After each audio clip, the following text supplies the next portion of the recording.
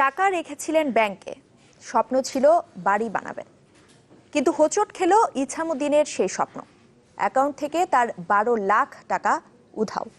অভিযোগ রূপালী ব্যাংকের সাভার সেনানিবাস শাখার ব্যবস্থাপকের বিরুদ্ধে।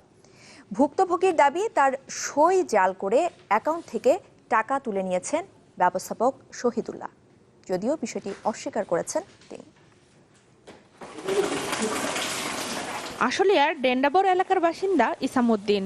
পরবর্তী প্রজন্মের জন্য একটি বাড়ি তৈরির ইচ্ছা ছিল তার।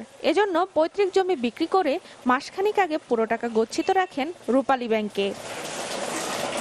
কিন্তু সম্প্রতি ব্যাংকে গিয়ে দেখেন তার অ্যাকাউন্ট থেকে উধাও 12 লাখ টাকা।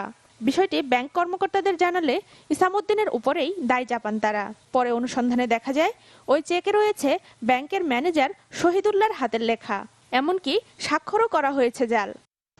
আপনার 12 লাখ না তালিম গ্রামী ভাড়া করবেন না বলো, ওই যে পাতা দিয়ে ছেড়ে দেখা যায় রাশি থেকে তুমি শিশু পাতা করলাম যে করে ক্যামেরা দেখান, ক্যামেরা দেখান নিজে দেখান, দেখাবো 1 ঘন্টা বললাম দেখা গেল না।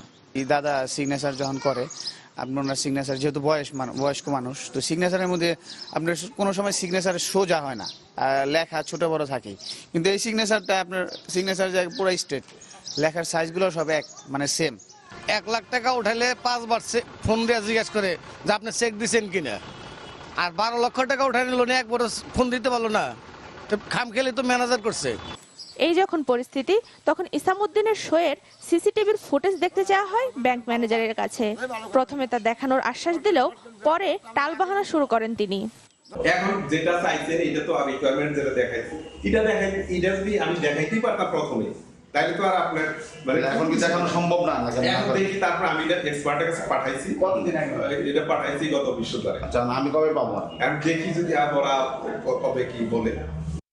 এতে বাধ্য হয়ে এই কর্মকর্তার বিরুদ্ধে চেক জালিয়াতি করে 12 লাখ টাকা আত্মসাতের অভিযোগ এনে আশুলিয়া থানায় জিডি করেন ইছামুদ্দিন। Desk report, channel 24।